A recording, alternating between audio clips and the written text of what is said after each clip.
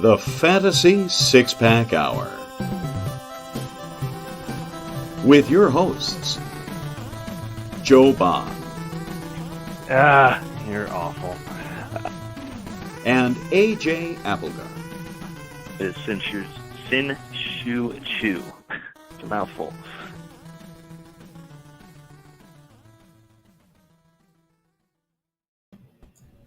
All right. Welcome to the Fantasy Six-Pack Hour. My name is Joe Bond, fan of FantasySixPack.net. With me, as usual, Mr. Clean Shaven. I don't know if I recognize you, man. What the hell is happening here? What's up, AJ? I guess I wasn't the other day. No, definitely not. Nope. Yeah. No, Yeah, that's a new one. I don't know. I decided to go into work yesterday, so I got a haircut before I went back into work because it was like everybody report back to work day. So, all right. Thing. All right. So, as we learned on Tuesday, your vacation unfortunately did not happen, but that is correct. You are trying to enjoy yourself as much as possible, and you were telling me you were imbibing a little bit before the show, so it should be a good one. That is also correct. Good times. Just tonight we're going to be talking the wonderful division of the AFC South. It should be good times. I don't really know. Yeah, this is a rough division, man. I'm not gonna lie. It's a bad one. But before we move on, just want to remind everybody: hit that like button, that subscribe button. Give us, I can talk. I swear I haven't been drinking for the show. I just can't talk right now. Who's the drunk one? I can't talk right now. Give us those reviews, those 5 stars. We appreciate it. All the support helps. And also, just want to remind everybody to please, if you tuned into the show on Tuesday, please donate to MS. We did a big Scott Fishbowl themed show, a lot of great guests on, and the link is fantasysixpack.net/donate. We're up to over $1,100, about halfway in between to $1,200. Would love to kind of tap it out at $15. If we can get there by, I think I left it open until the 13th. So I keep tweeting about it. So go ahead and hit that link there. Thought I just made a ticker thing for it, but it seemed to have totally disappeared. I don't know what the hell just happened to it. So, all right. Anyway, I don't know what I'm doing. This is why Jeff pushed the buttons and not me. So, let's bring in our guest for the evening. Her name is Linda. Goes by. And I don't want to. I don't want. You want me to say it? I have Linda Leons, right? Or Linda? No, damn it! I know. Lindelians. Thank you. Yes. I've said it 17 times. I have said it like 800 times, and I knew I was going to screw it up when I got to the point of the show. But anyway, how's it going? Thank you for joining us. Well, thank you for having me. As I said before the show, I'm not going to talk about the AFC South and not drink. I do feel like a fraud. I only brought 5 Trulies back here, and not only 6, 5 so, Trulies. So. Yeah. No, it's all good. All right. So welcome to the Fantasy 5-Pack. No. Yeah, it's all good. Just kidding. But we will do our we call it the beer of the week, but it could be drink of the week this week. So let's get to it. Beer. All right, so we already know what you're drinking, Linda. AJ, what you got on tap? I am drinking the Suburban Home from Aslin, no D, Jeff, beer company. And it's a double something or other. Oh, IPA. That's right. That's all I drink. Figure. So, yes, a double IPA, if you will, 8.3. I don't know. It's pretty good. I like it. Good stuff. I'm drinking it's a collaboration beer between Oliver Brewing and Monument City Brewing. It's Monumental Celebration. Also a double IPA. This one's a dry hop IPA, Citra Mosaic and El Dorado hops, 8%er. I gave it a 4 1/4 on Untapped, and for some reason, I don't know. Like, this actually has been in my fridge for like a couple months now. I don't know if it just like went bad, but this one doesn't taste as good as the other 3 I had. It feels like really watered down for some reason. I don't know what the hell is going on with this one, but this would not drink multiple other beers before opening that. No, because I usually like when I buy stuff, those are like the first ones I try that night. So I don't know. Yeah. So my point remains: did you try the other 3 or 4 that you bought that night first? I usually only buy 2 4-packs at a time. Try one, then maybe the other. So okay, I don't know. It's all right though. It's beer. I'll drink it. All right, so we are all in Scott Fish. I just want to touch on this real quick. How is your team going along? What division are you in, Linda? Stuff like that? Well, I'm in the Nickelback division because nobody, like, what do people love to hate more than kickers and Nickelback? Felt appropriate. And it was going swimmingly round 1. I was like, I'm taking Justin Herbert at 105. I had my plan. I wanted to be a little bit different than the chalk picks at the front. I think he has really good potential this year, so I knew I was going to do that. And then after that, I got a little off track. I went Herbert, Nick Chubb, which I was fine with, and then I decided to take Mark Andrews, which I hadn't toyed with at all previous to the draft.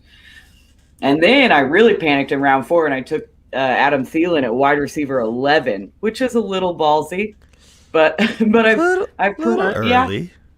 It was. But I'm actually surprised that the 11th receiver went off in the 4th round in your league. We were at like wide receiver 6, 7, and 8 in our league at that point. Like receivers went off really early in yours.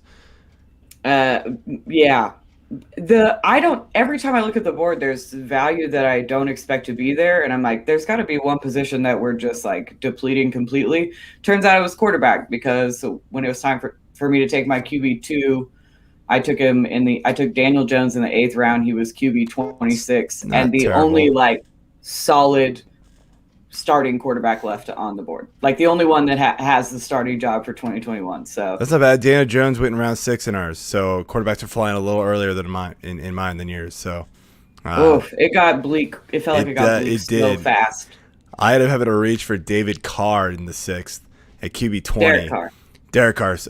I wouldn't. I always do David. Right, yeah, I always do David Carr. I don't know why. It's literally every single year I do that.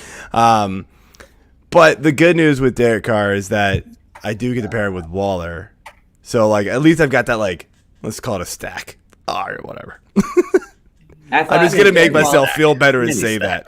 I thought Darren Waller was gonna fall to me like Kelsey fell so far, and I was like, well, that's going to push Kittle and Waller down. And Kittle actually went before Waller, but they both went like 2 before me. Oh, did you pass on Kittle to take Herbert? No, I passed on Kelsey to take Herbert. Oh, that's what I meant. Yeah, Kelsey. Here's the thing. I did a lot of mocks where I took Kelsey first, and I just didn't like the way that my team built out. And even then, I was like, if he comes to me at 105, I'm taking Kelsey. But then, like, when push comes to shove, I was like, I gotta take his value position draft. Like, it's just, I know, it's so nasty. He scores so many more points. He was like the 11th ranked player last year. That's insane, insane. That includes quarterbacks. Yeah, I know. I'm not like.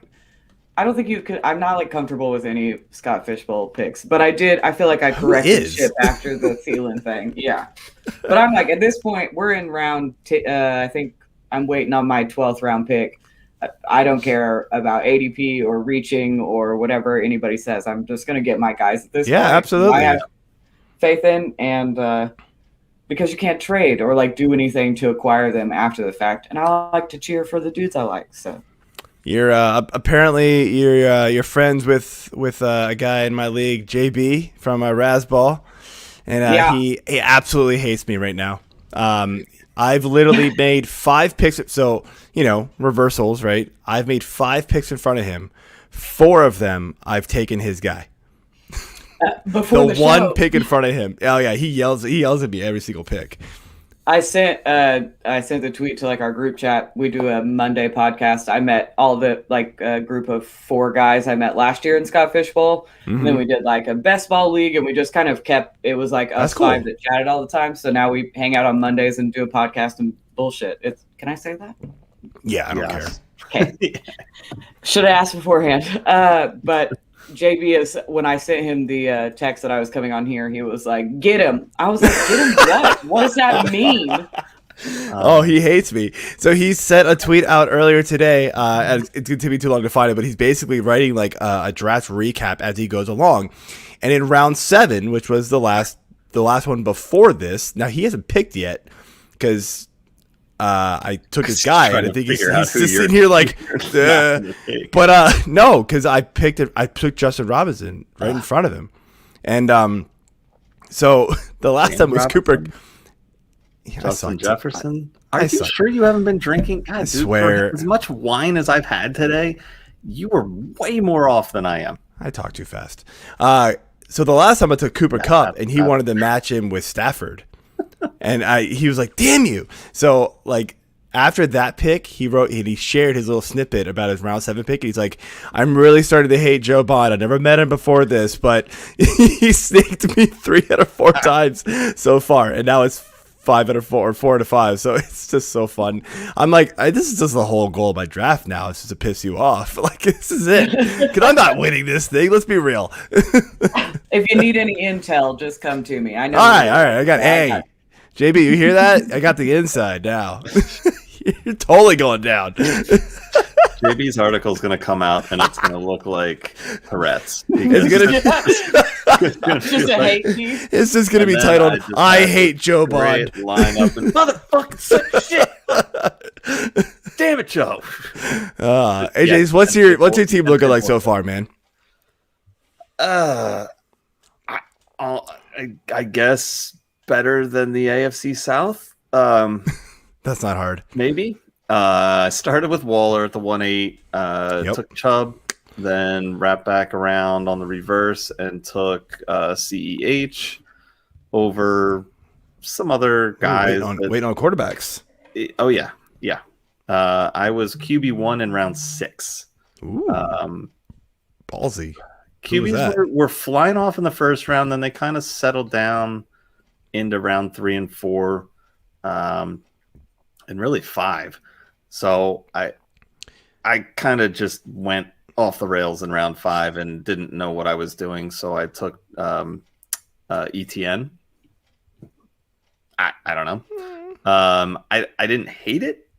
I don't know if I really love it at this point. But looking at 8, so that's the he was RB22. That's the 5-5. Yeah. He went RB24 on mine, so RB22 is not bad, but it was RB24 was the a lot of the ones I looked at end of the close. 6th for me.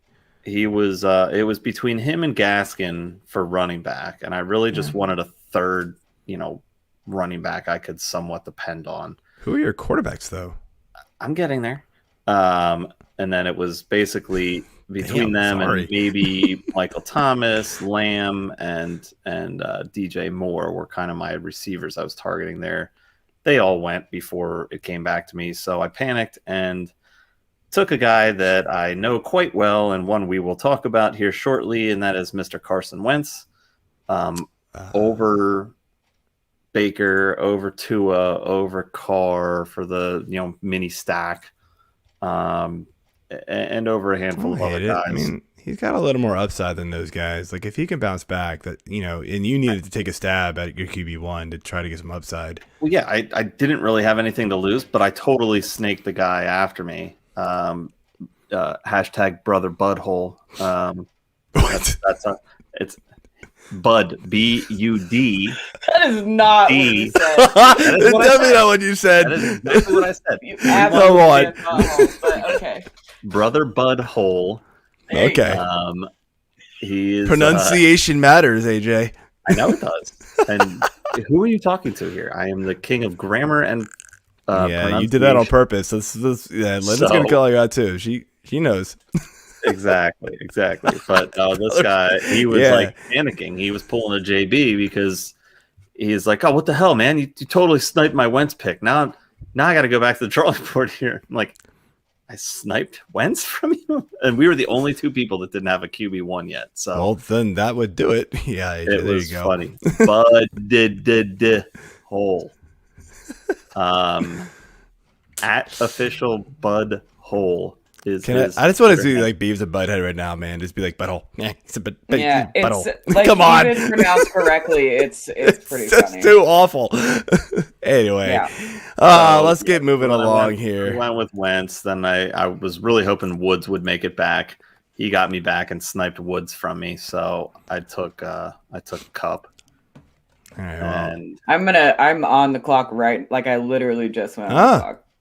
All right, this is fun. We Uh, did this a few times on the show on Tuesday. Let's do it. What you got? But I'm pretty sure I'm gonna lock up a QB3. Yeah. And What, the only one I'm comfortable with, and the only guy that like I posted about liking, and some twat on Twitter was like, "This is why women shouldn't play fantasy football." Oh Is my Mac gosh. Jones.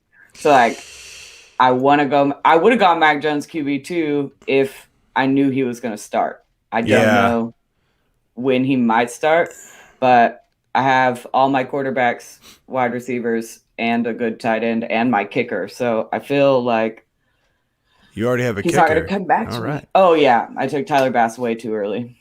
It's fine. All right. So just curious, what other QBs are there? Phew. Jimmy G, Nah. Cam, which I don't. I I mean, like, I mean- know he gets the goal line, but ugh. No, he's terrible. Drew Lock, my guy. Really? Not great. You and our boy Davis Pang for Fantasy Six Pack need to talk, man. He is like a Drew Lock lover, dude. Like him and Mel Gordon. Like I'm like, are you a Denver Broncos fan? He's like, no, not really. I'm like, what? Feels You like- love both of these guys. Like something's up, man. I like Drew. I think Drew Lock deserves a chance, and I'm a Broncos fan, and like everybody's like, but what about Rodgers? And I don't think we're getting Rodgers, and I know what Teddy B can do, and we've only seen like 18 games from Drew Lock, so I'm just not ready to give up. I have a Trevor Siemian jersey in my closet right now. Okay, All right. I'm a homer. Hey, you do you. Yeah, I like it. I don't know. None of those guys were really caught up. I mean, as your QB3, I feel like maybe you can go a little, go the upside with like a guy like Mac or somebody who might not be starting right away and just kind of, hopefully the bye weeks fall right for you and they're starting at that point. Or like, somebody like Darnold sitting there still. Like, I know that seems awful, but like He's not there. Okay. Because like that would be somebody who you could, who would be Only interesting. quarterbacks with questionable like start, like you don't know if they're going to start all season or Okay. left. Goff gone, everybody gone. Besides, like they might start. So Okay. that's what. And also, if he does well, I am going to talk so much shit. As you should. So As like you should. that's like part Don't of you it. fucking I hold a grudge. I hold a grudge for sure. We're taking victory laps after the 1 week. He throws like 2 touchdowns. Oh yeah, I'll do it I'm so done. fast. Yeah. Then just leave Twitter forever. Do it. Do your thing. Get your guy. That's what you said you wanted to do. Is get your guy. Yeah, we're gonna do it. All right, All we right. can talk about the AFC South now. All right. Yeah. Let's get to it here. So AFC South fantasy football preview here. Again, not a pretty division. It's just it's one of those unfortunate divisions where we've got a lot of young up and coming teams. We've got one sort of dominant team in the division, and then we've got a team that we literally just have no idea what they are going to be this year. For many reasons. And not because of Bill O'Brien. Yes, for once it's Who not would've his fault. It's partially his fault because I think he Maybe a started little this. his this fault. Yeah, you you know, can always tie him back he- into it, but yeah. I mean, he is a reason for the awfulness of this team. But moving on here, so we like to start the divisions with one just general football question, not really fantasy related, and the question for this division is: Tennessee seems to be the only like team in this division that really stands a chance and that they're not in full rebuild mode. That said, like, are any of the other 3 teams that, any of those three think that they can challenge Tennessee at any way? I think the team I would bank on challenging Tennessee is the Colts. That offensive line is sick, nasty. I like Frank Reich. I like Nyheim Hines, Jordan Taylor. That's not his name. Jonathan Taylor. Man, you pulled a me. Yeah, I'm not the only one. That's because I corrected you so quick on the car thing that Karma was like, sit down. Hold up. But I like that running back room. I like the coach. I think Carson Wentz has – I don't think Carson Wentz is going to come out and be his same MVP caliber, but I think he is going to do just fine behind that offensive line in that offense. I like Michael Pittman. I like T.Y. Hilton just fine.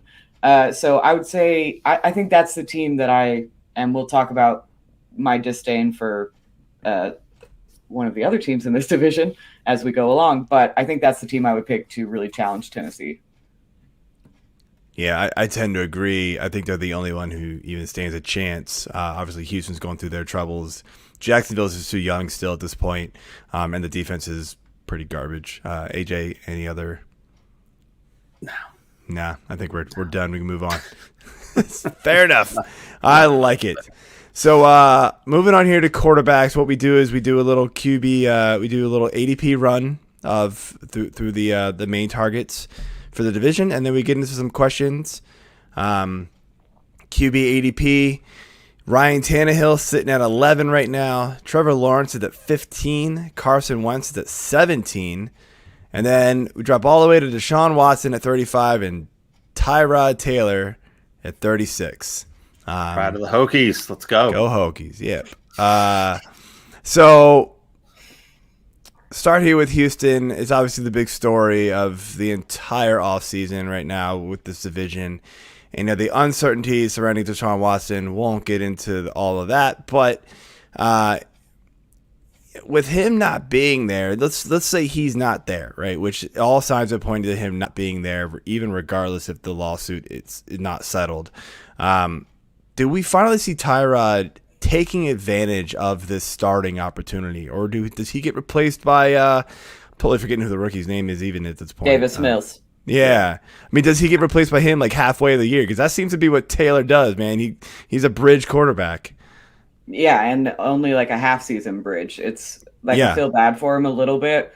That being said, Davis Mills is the quarterback that like he's especially in startups and stuff where he's not. I don't think in like dynasty startups you can get him super late, and I think he's like a 1-year deal. If Houston is terrible again this year, and all signs point to that happening, they'll have a high round pick and maybe they go quarterback. So I wouldn't like bank on him for any significant amount of time, but in redraft, I think it's definitely a situation you can keep an eye on, but I'm not targeting any.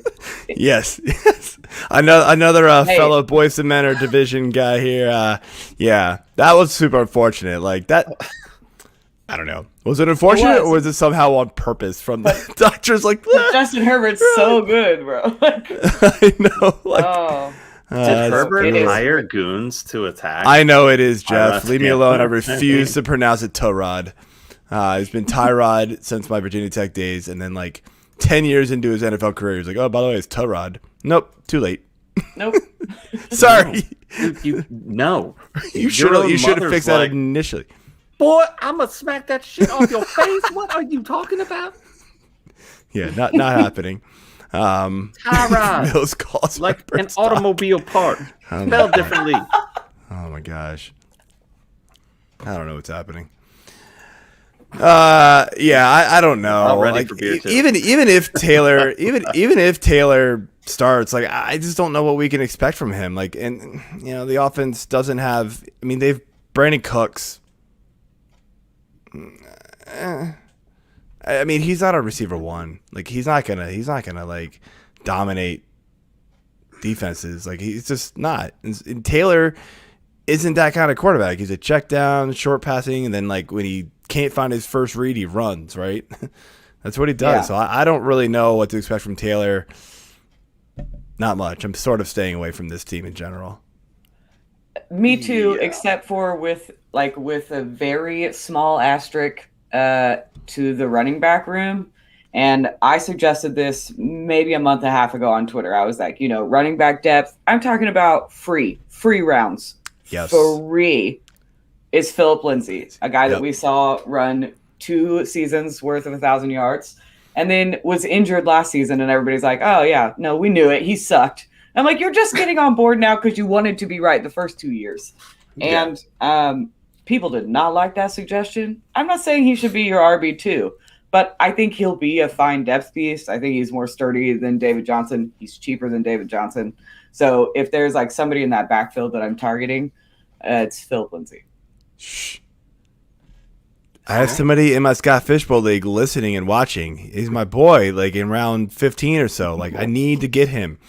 I'm going to get sniped now. Thank you. My bad. JB, pay attention.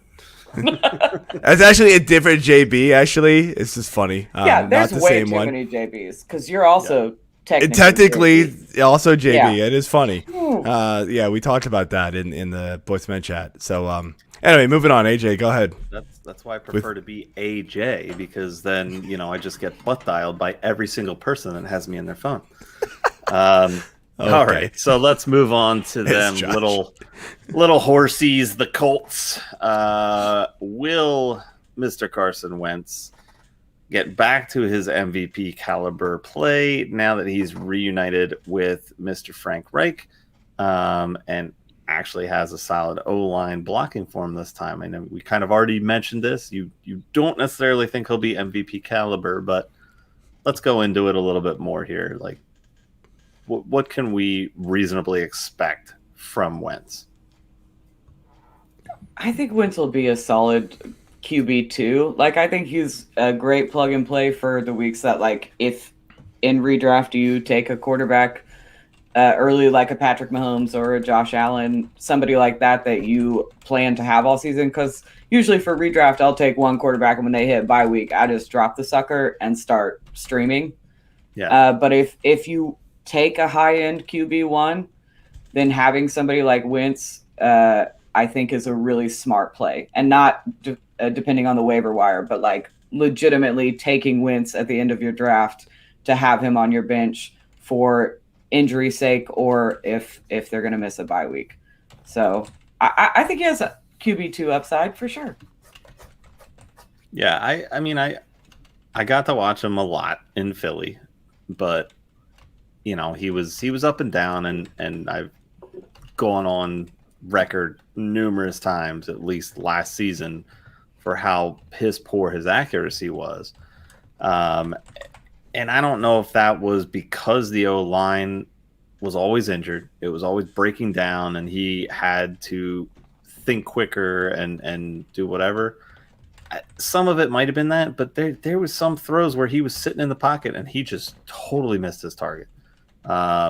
So I'm really hoping, A, for my Scott Fish team, and B, for all the hate that he got from Philly fans, and possibly deservedly so, but that he can turn it around, and that Frank Reich can get back into his head and really just get him right, because he's a talented guy. He's a smart player.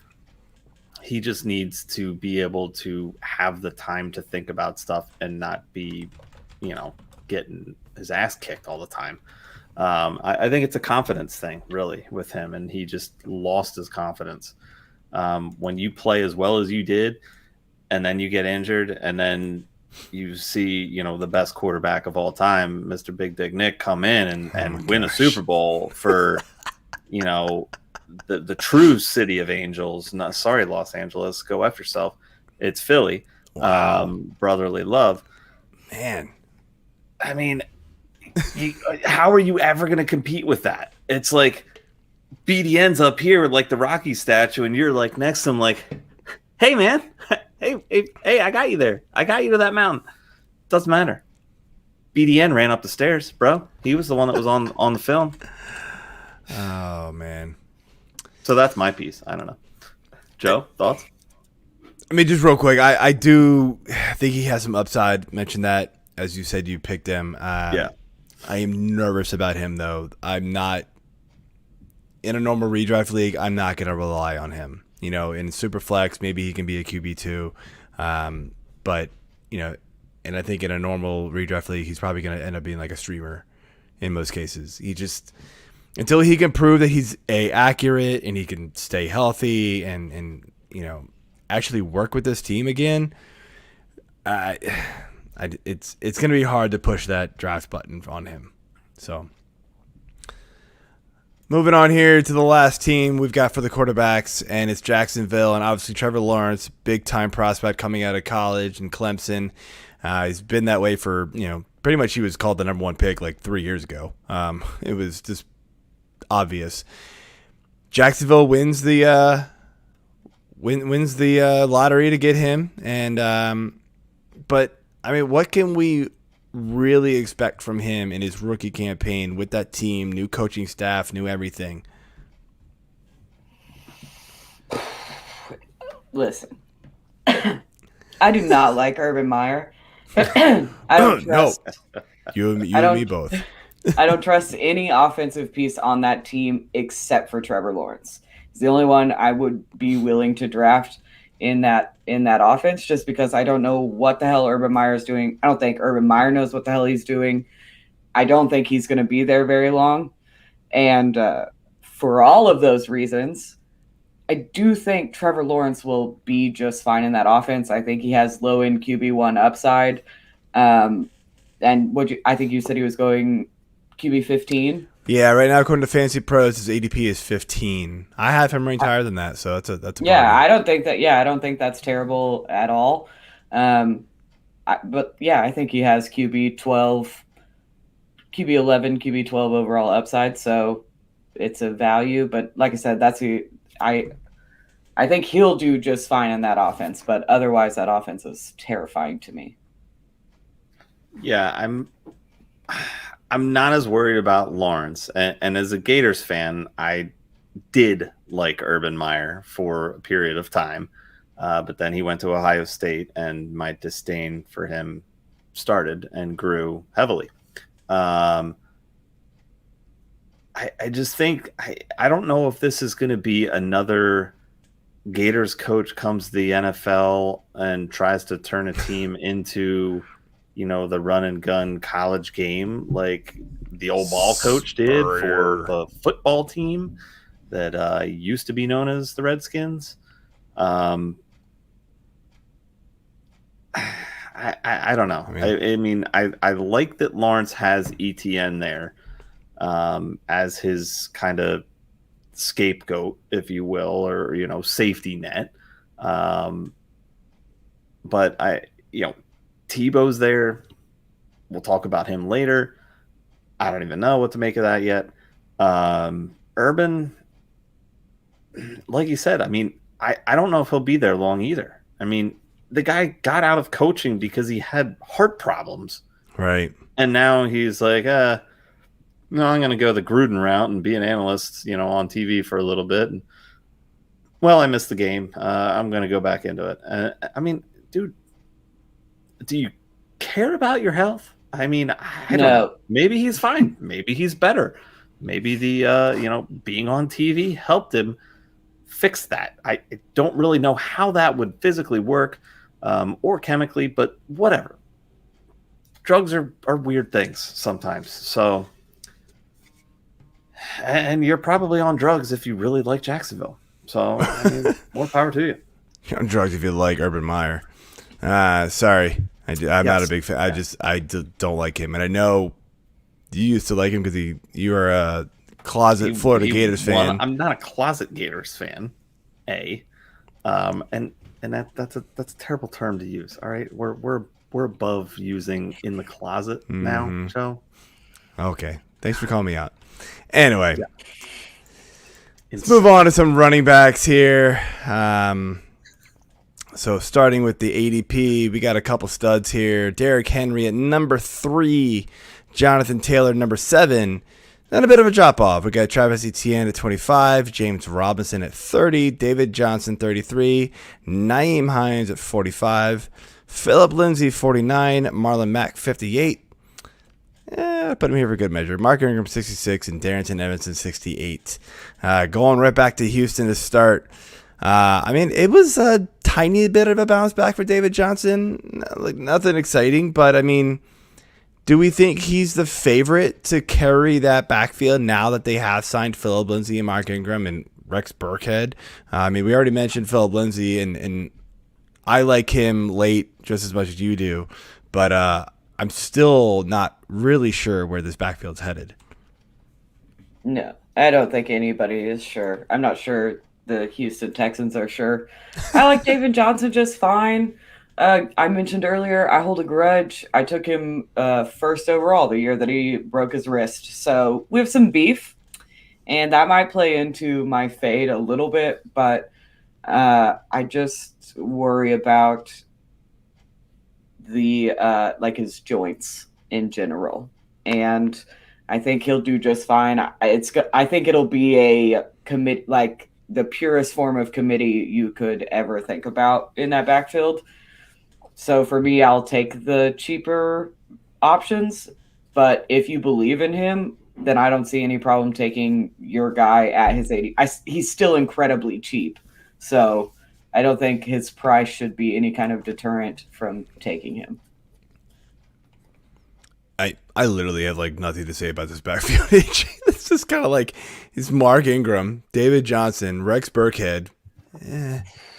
If those guys weren't there, if two of those guys weren't there, I'd be like, yeah, I'd be all in on Philip Lindsay. But they're all there. They're all going to get work. I mean, I'll take Philip Lindsay as super late as we can, but not going to be like crushed. It's just a dart. Yeah, it's just a dart throw. I mean, I know I got on you for I am going to burn Twitter to the ground if somebody snipes Rex Burkhead for me in Scott Fish. Okay. Let it be known. Yeah, I don't. I mean, yeah. Maybe we should just move on to Indy. I have some pretty heavy beef with David Johnson as well. I owned him in a keeper league. We're not calling it owning anymore, AJ. You're right. Sorry, I got to call you out. Rostered him. Yes. In heavy air quotes as a player that I was allowed to roster for multiple years in that type of league setup. Again, this is an imaginary game we're playing. I don't know. The injuries just they've zapped him. Lindsay was good for 2 years. Then he suffered an injury, and like you said, the truthers were out saying, "Told you," and they, got to stand on their little pedestals. Mark Ingram has had some success here and there, mostly in Baltimore, where it's a run-first team. But what did he really do last year? Nothing. I had him at Scott Fishbowl. I know. Yeah, I might as well. That was have terrible. Because I was so excited. I had him and Lamar. It was like, oh, I've got the best two running backs for Baltimore. That got me nowhere.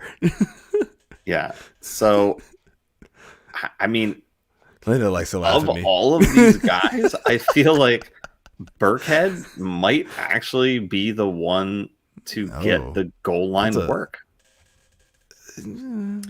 I mean, it's a bold call. Yeah, I don't know. I don't think you could call any, like, he could be like, Mark Ingram's going to have 1,000 yards, and I'd be like, that's sure, whatever you want. Probably. I mean, that is 50. That is like 50 yards a game this season, by the way, if anybody's not counting. It's like 52 yards a game is 1,000 yards, and people can be like, "Oh, there's 1,000-yard rusher last year." That's not good anymore, especially with 17 games. Stop it. What?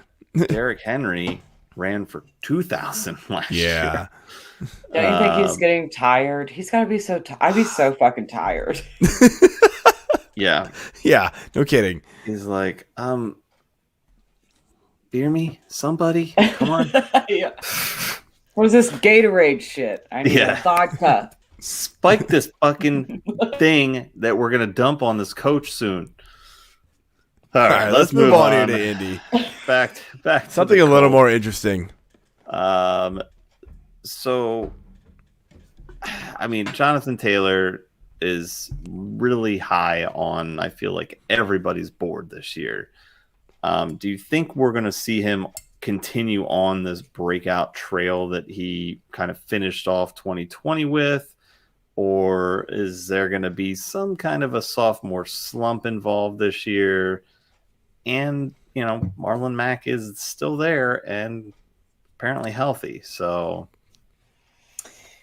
I think Jonathan Taylor. It's that when you set those high expectations, like RB7 and ADP, and then he doesn't perform that well, like I think that's when you have to move in.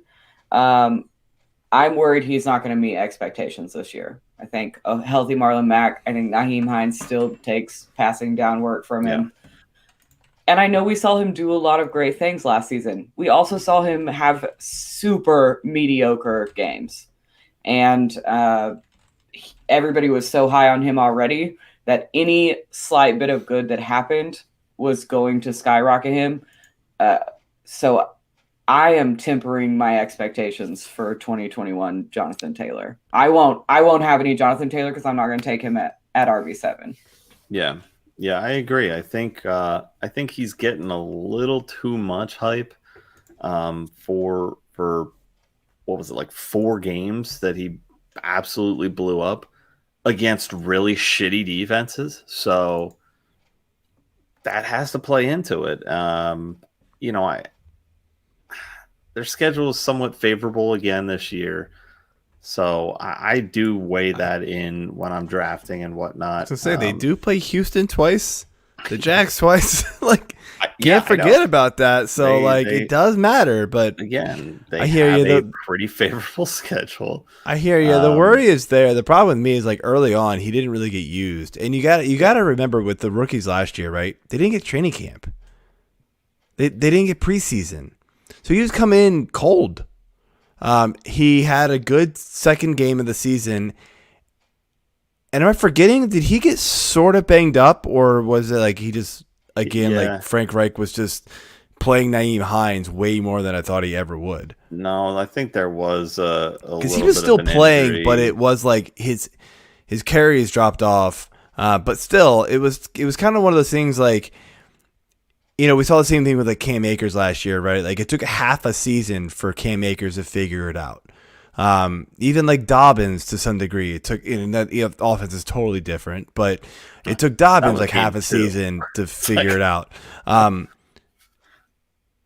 Jonathan Taylor had a great week too, and then kind of like petered off, and then the last like 4 or 5 weeks, 6 weeks of the season, he was like a monster. I'm not sure he's gonna, finish at that pace, but I do have him in my top 6. I do like him a lot this year. I think they're ready to move on from Marlon Mack. I think we're gonna see a lot of Jonathan Taylor and a lot of Nyheim Hines. Marlon Mack is gonna be just a secondary piece at this point. So I'm still all in on Jonathan Taylor. Yeah, he went RB6. The pick right ahead of me in round 2. And Scott Fish, I don't know if I would. I'm much more comfortable with Chubb. Taylor will catch more than Chubb, so that's why Chubb goes after Jonathan Taylor, especially in half PPR. You get those first down points, and the catches are just going to help.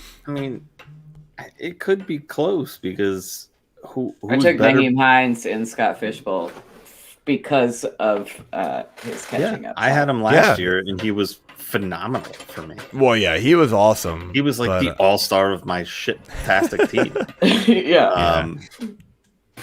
But no, I like Taylor. I think he'll be fine, but I don't know if he's gonna finish exactly where everybody has him pegged to be finishing right now.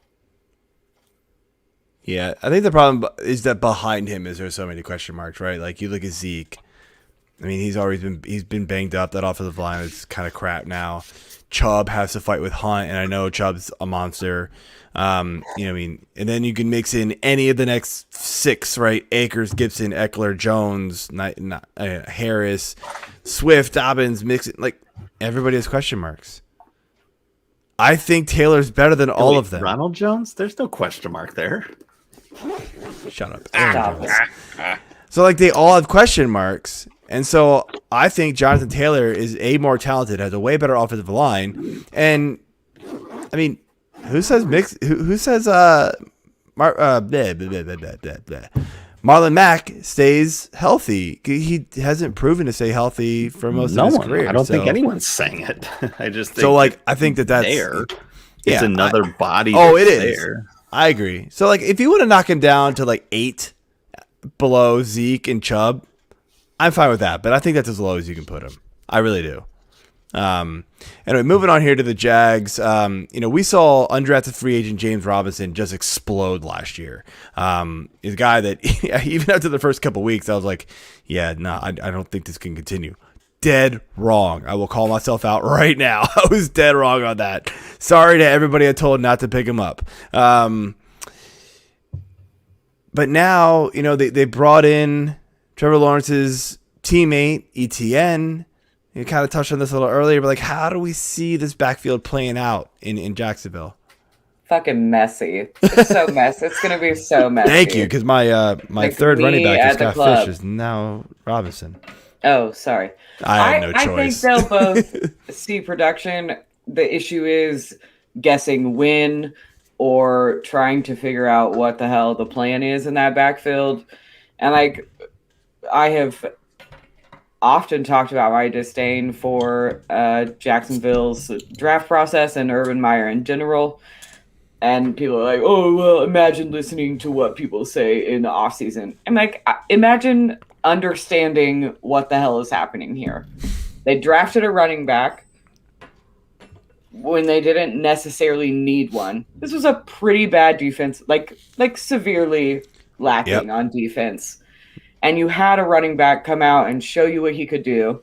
It's just not a position they needed to worry about then. So I've been pissed for a while about this. So we do a live NFL draft show. We slammed that pick. Like, I like ETN as much as anybody. I do. I think he's super talented. I slammed that. I was like, this is the one position you didn't need. And you have a running back in James Robinson you're paying pennies for right now. Don't pay up for ETN. Yeah. You didn't need it.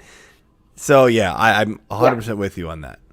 So I just think it's going to be a very messy, and messy backfields are backfields I tend to not touch unless one is super cheap. And I don't feel like either are cheap enough to pick up right now. So I'll just wash my hands.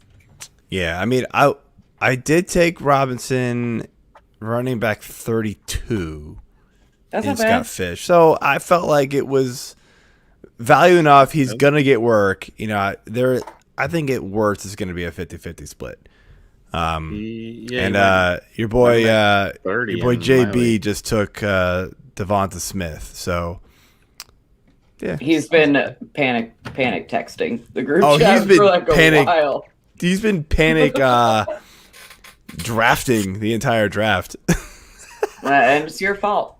I take pride in that. I hope. I've been sending all like the funny memes at him like in our chat. Oh yeah, I'm having a good time with it. AJ, what do you think about this backfield? Quick. Well, again, I randomly grabbed ETN over Gaskin, thinking, okay, college coach, college player coming into the NFL. I think this could be interesting. Teammate quarterback, also NFL quarterback. And then I immediately read something, I want to say it was on Fantasy Pros, that talked about James Robinson getting the bulk of, if not all, of the end zone, like goal line carries. I'm like, yep, should have went Gaskin. Should have went Michael Thomas. Should have done anything better than what I just did. I mean, he again another knock on the coach there, Urban Meyer, is he comes out like a week after they pick ETN and goes, "Oh yeah, we're gonna line him up out of receiver." What? You have 3 good receivers. What is wrong with you? You drafted a running back if he gains eligibility at receiver, does that help me in Scott Fish? Does it hurt? Yeah, but he's not going to have. Here's the people are like, yeah, I want my running back to catch passes. Well, me too, but I want him to do it as a running back. Right? Yeah, like I want him to also carry the damn ball. It's not the same situation. No. Yeah.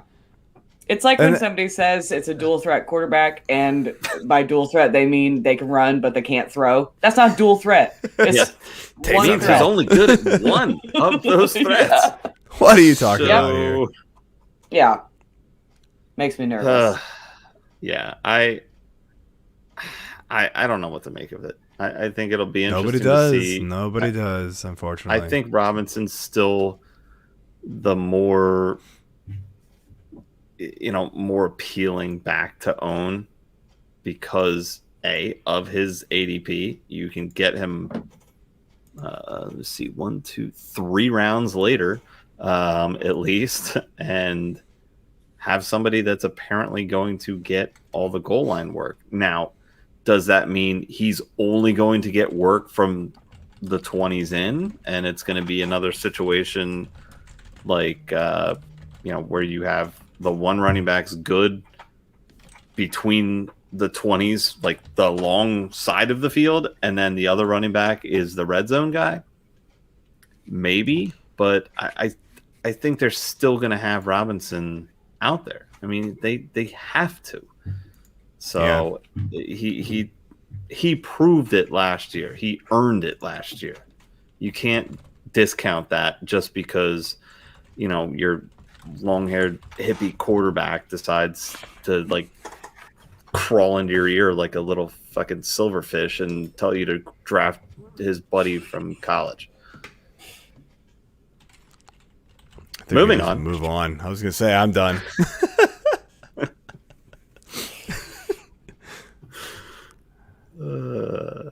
Keep drinking water before the show. Is that me again? No. Can you read?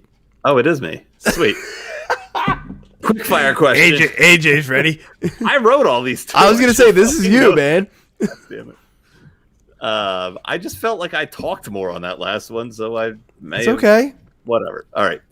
Quick fire question. What will Derrick Henry's final regular season stat line look like? Total yards, total touchdowns.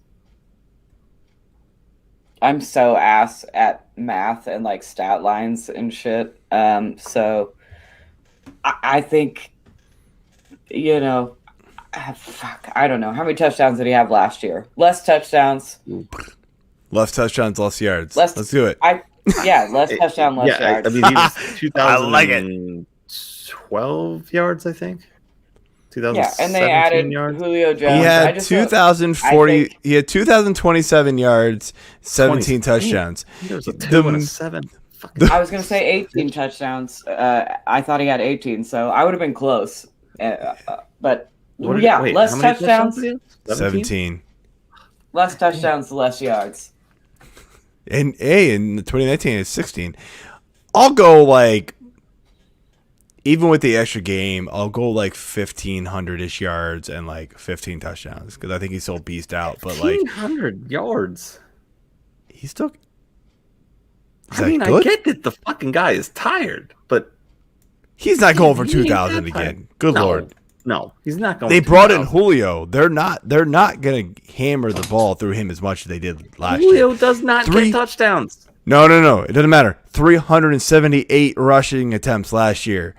That was up 70-something from the year before. He's not getting that number again. He's going to drop back down to 300, if not below 300. So the yardage is going to drop like a rock, man. I'm telling you. No. Drop like a rock from 2,000, but it's still going to be 15. Yeah. So it's still fine. He's still RB, 5, 6, 7, 3, 4, whatever you want to call him. And then killed a couple people, and I'm still good. Jesus.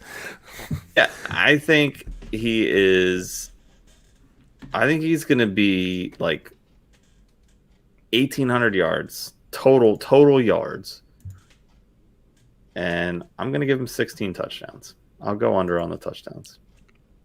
I'd just like to say we really nailed that quick fire. Yeah, Totally. that was not quick at all. Totally. AJ's yelling at me. All right, bad. moving on sorry, here. like, Let's do our wide receiver ADP, AJ. Question and I Moving fucked on. it up.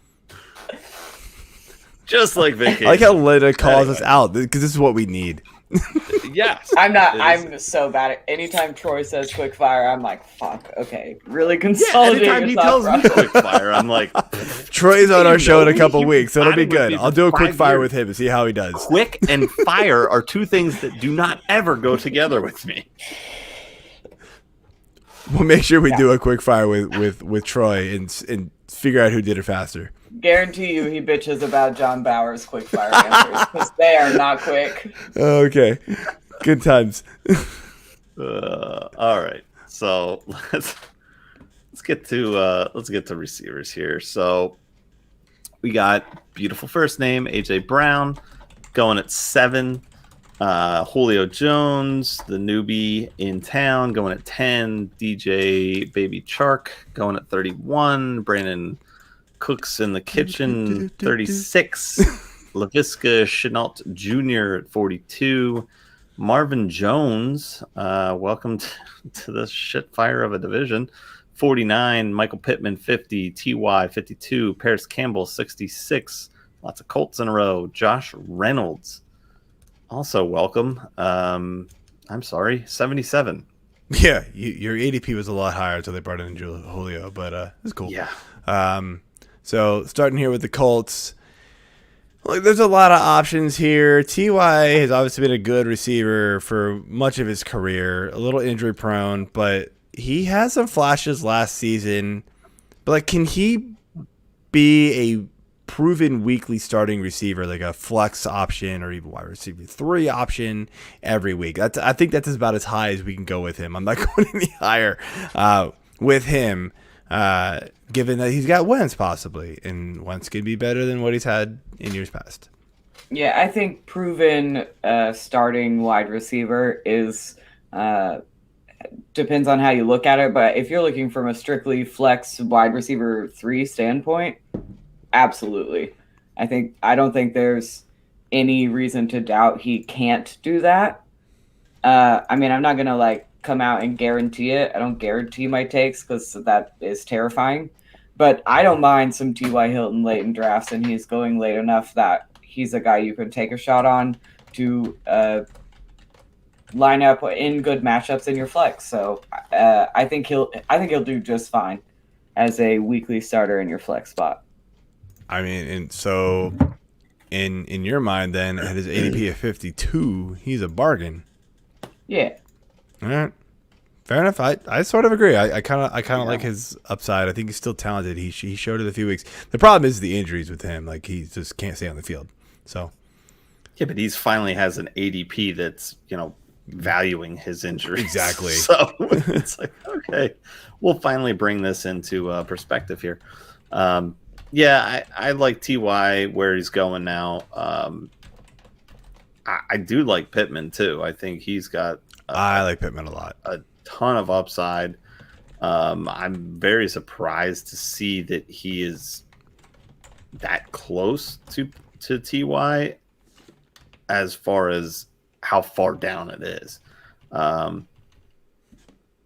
just think that there's a lot of people just sleeping on this offense, and I think it's gonna potentially surprise some people. So maybe as we get closer to the season and have some preseason games, under everyone's belt, then that might change. But if not, I'm happy buying where they are now. So.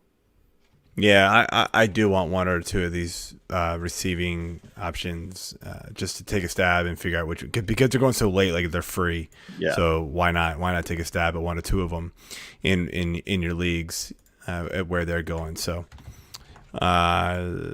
next question. Come on, Joe. Quick My fire. computer just Where you froze. at? Shut up. Jacksonville. So barring injury, we just talked about how many options at receiver the Jags have: Shark, Marvin Jones, Chenault, throw an ETN there, I suppose. Who knows? But out of those three, who's the one that you really want for this 2021 season? I'm taking Marvin Jones at cost. Okay. Urban Meyer came in, and what do you say about DJ Chark? He's a big wide receiver that plays small. That instills some confidence in you. That feels good. That when your sounds coach awesome. says that about you. His high ankle injuries have been happening for multiple years, which is a little concerning to me. I'm not one to throw around injury prone like it's a real thing, but high ankle injuries, I think, can continue to come back if you don't actually fully heal from them. I don't think that's what fantasy football doctors have told me, so I just listened, just so we're clear. I didn't come up with that on my own. I mean, I would think that fantasy. Because I'm not. I would think doctors are smarter than we are when it comes to that kind of stuff. Yeah. So yeah, I'll trust them. But so I worry about DJ Chark, and I liked him originally last year, and then had an injury riddled season. And sure, he could come back and be healthy this whole year, but like I said about what Urban Meyer said, that's just a weird thing to say. I think that's just a weird thing to say.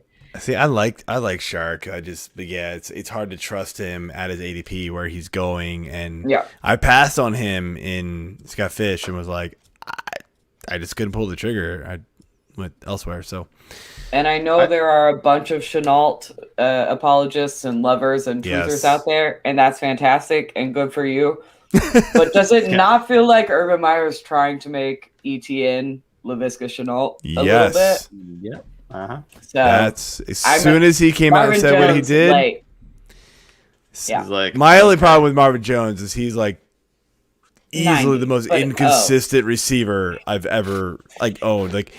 He always has two or three 40-point games, and everybody's like, "Oh, but he finished receiver 30." You're like, but the other weeks he finished receiver 99. He was terrible. So I'm done with Marvin Jones. I just can't do the ups and downs because when are you ever gonna know to actually start him? Especially now that he's got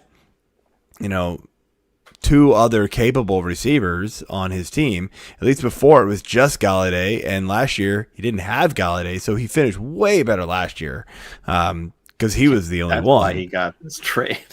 Yeah. So Urban's like, damn, check this guy out. Bring him in. Out of all of them, I think I'd like Chark the best, but I do like Jones's upside because of what I've seen and owning him. But I feel like he's more of a best ball draft person. That's really the I can get on board with Jones targeting. for that. It's a good one. But other than that, I don't really want. Not interested in this offense other than ETN. This has been a really good show of us just being like. I mean, basically we knew when we were. So me, Jeff, and AJ all got together one night and we planned all these shows. We got to the AFC South. We planned out all the North, all the East. Then we got to the South. We were like, we're just gonna skip this one for now. And then we went to the West. I don't even think I actually said yes. I'll take this one as you my did. thing. Did I? Yes. Or was it a no. Remember we snake draft and I won, and so you got stuck with the damn South. Exactly. And then you didn't fill in the questions till yesterday. Fine. You were like, I still don't want to do it, and I don't blame you. Well, I'm on vacation. How's that going? Staycation, whatever. Yeah. Still getting Sometimes those are the best, man. Yeah. Anyway, I've had a pretty good week. Let's finish off the wide receivers here, man. All right. So quick fire. No, I'm just kidding. Tennessee. Does the addition of Julio down by the schoolyard help or hurt A.J. Brown's value? And follow-up, which receiver would you rather own in 2021? Man, this might be the first time I don't answer whichever one's the cheapest, because I still went AJ Brown Yeah. over Julio Jones. Me too. I don't think it helps or hurts him. I mean, maybe he loses a little bit of volume, but I don't think it's going to be enough to truly affect his overall score. So I'm still pretty in on AJ Brown. Yeah, it's a fairly, I don't want to call it a low passing volume offense, but it's not one of the tops, right? It's not the Bucks. It's not going to be, Houston last year. It's not, these teams that, pass 600-700 times a game or a season. They don't do that, but they're in a very efficient offense. And so that's still going to play in A.J. Brown's favor. So he's going to have, every catch he gets is going to go for tons of yardage. That's what he does. He's a big time receiver. And honestly, if anything, I know Julio's not what he used to be, but he's still better than Corey Davis. So he could get a little bit of extra safety over the top help. Then maybe that lets AJ Brown a little more free, or vice versa. It's he's gonna flip flop, all season long type of thing. So, I kind of see this helping Brown just slightly from an efficiency value, but I do think it reduces his volume because I know Davis got a ton of work last year, but Jones is just another level above Corey Davis. If he can stay on the field, we all know Jones has injury history as well. Yeah, I think if anything, it will help Brown in the sense that people have to think about Julio. Yeah. So last year, Corey Davis had his breakout season because everybody was focusing on AJ Brown. And Davis finally came through and had a good year, but it wasn't every week that he was like, hey, guess what? I'm blowing up, because AJ Brown still had a really damn good season. So I think it's interesting. I still think this is more of a run first team. Maybe that will change this year with Julio there. I think it will. I think it'll balance out a little bit more. Tannehill he's an efficient quarterback. So I think it's gonna help the overall situation. I don't necessarily think it's gonna hurt Brown's volume a ton. So to kind of flip this real quick before we move on to tight ends, what do you think about Julio's value now that he's in Tennessee and he's not going to see the volume he did in Atlanta? Linda, what are your thoughts? I was on mute. Sorry. All good. I like Julio Jones. Great for real football, and for fantasy football, I probably won't have him. Yeah. AJ? Yeah, I agree with that. I think he's going to be very solid for Tennessee. I'm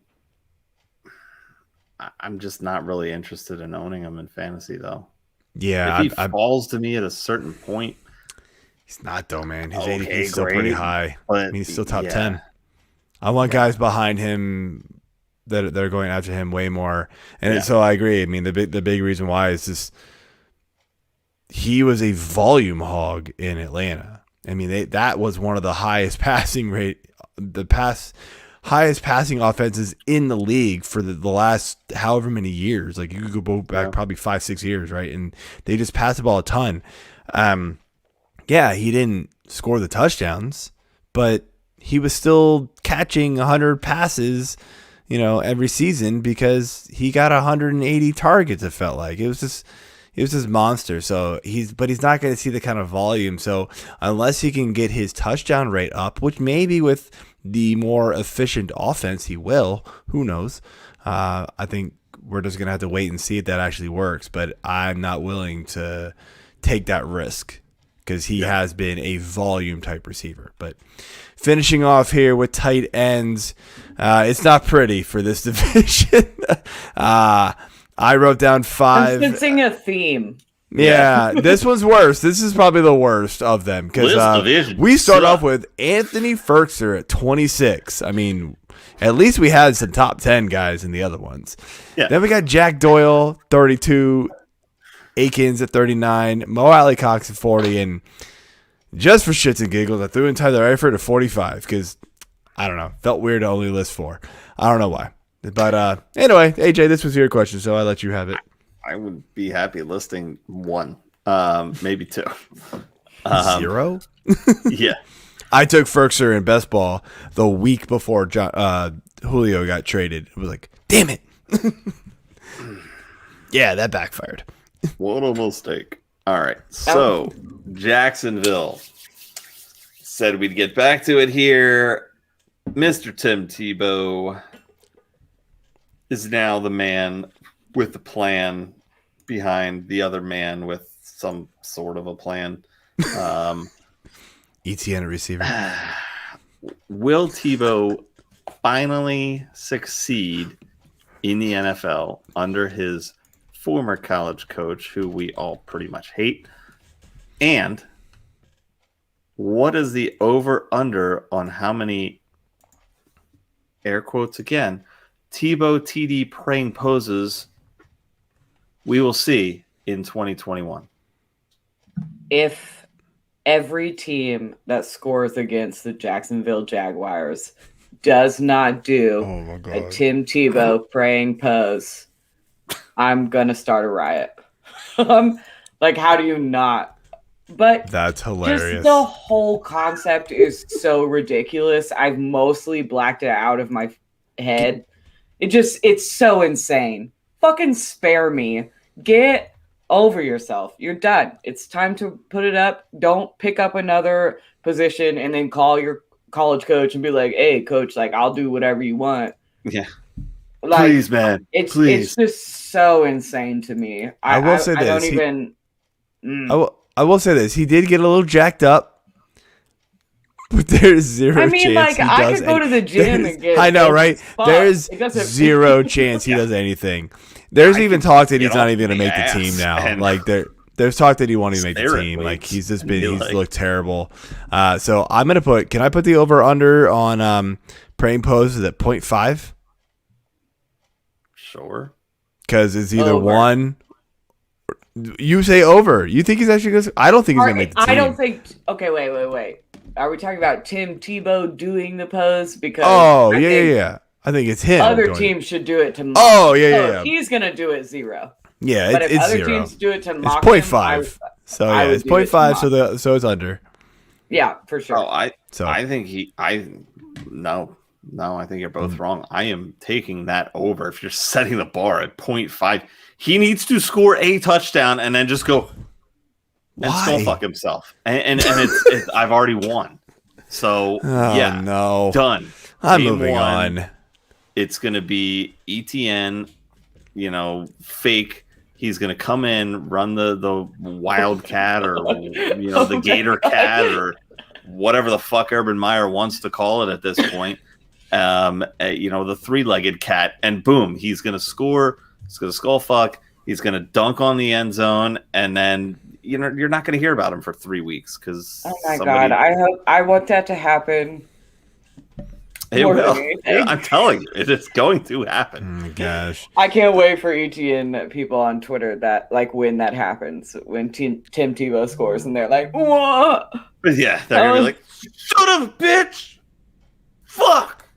And I'll probably be one of them because I'm like, fucking 5th round. Damn it. All right. Moving on here to Indy. Look, Jack Doyle and Mo Alley-Cox, I think they're fairly talented tight ends.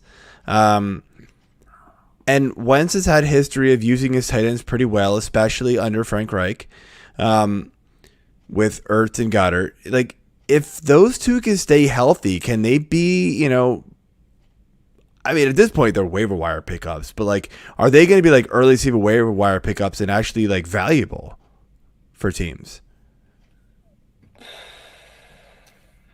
I mean, as somebody that played with the Colts tight end on a carousel last year in the biggest league that I won, and like my biggest money league last season.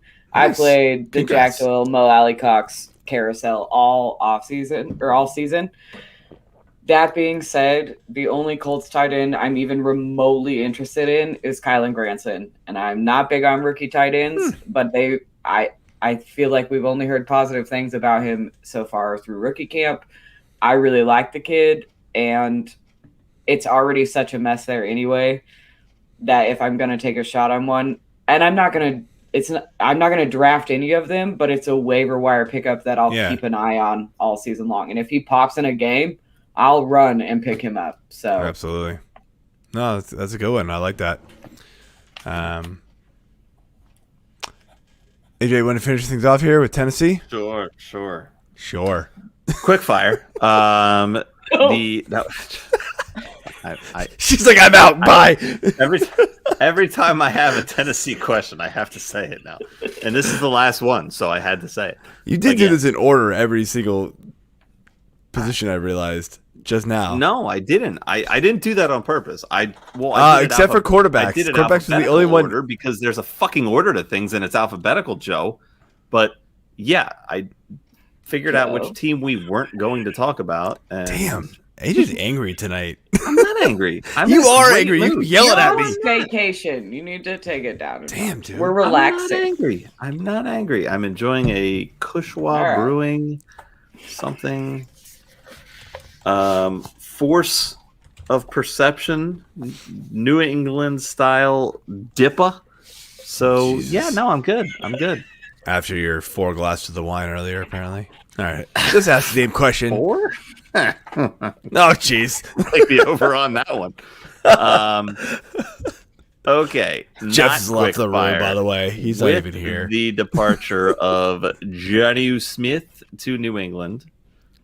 Are you buying into the Firsker fever that Joe was in Nashville? Yeah, fuck yeah, I was until they brought in Julio Jones. I was all in before Julio Jones. Everybody was. Firkser had like the amount of like routes he ran from the slot and all these numbers that made him look like this really appealing option in that offense was which is what you look for when you're going for a late round tight end that you're just throwing an absolute blank dart on. It's how people ended up drafting Robert Tonyan last year. You're just guessing at that point, and he had all of the right pieces for him to be that answer. And like I got into it with people about Firkser, I don't know, 2 days before they traded for Julio Jones. I was like, hey, never mind about all those things. Right? My bad. Sucks. I was all in on it. By the way, can I just call out Jeff for actually using SZN for season? Jeff, you're better than this. You're better than this. No seasons. No, none of that crap. Type it out. AJ's leaving the room. Our producers in the background is going like, deal with it. That's like the theme of tonight's. Pretty much. Oh, this has been a fun show. It's spelled with more than that in letters. Fuck, there's some vowels in there. Oh, no goddamn vowels Z. Just slow us down. Apparently. All right, well, this has been a fantastic show. Everybody trying to quick fire on spelling words now. I can't even get words out. I'm laughing. Let everybody know where they can find you on Twitter and what you got going on, elsewhere. You don't want to try to say my handle again? No. Let's go. Come on. The over on Lindellians. Is it wrong? Nailed it. Got it. Yeah. You can find me on Twitter at Lindellians. We do Fantasy Football Confidential Wednesdays at 9 Eastern. Fantasy Besties I do with JB from the Boys to Men division with you on Mondays around 7:15 Eastern. It's just really when we all get home from work and have time. And then Sundays, me, Steffi Smalls, Cooter Doodle, and Victoria _FFB are starting a sit-start show once the season kicks off. So nice. that's where you'll be able to find me in season. I love her little short clips that she does on YouTube. Those things are hilarious. Cooter? Yeah. G-Pods, she's fantastic. Those things are awesome. The first one I saw was the one with Scott Simpson, because he's a local Marylander to us, and me and AJ are in a league with him, and so like he was tweeting it out, and I saw it, and I was like, "This is awesome!" And I looked up some of the other ones, and they were good.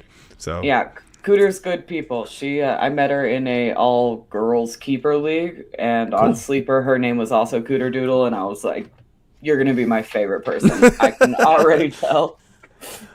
All right. Well, thank you for coming on. It was a blast. I know I had a good guys. time, AJ. Absolutely. So yeah, we'll have to do it again sometime soon, hopefully. And have a good night, and we will talk to you later. Thanks, guys. All right. All right.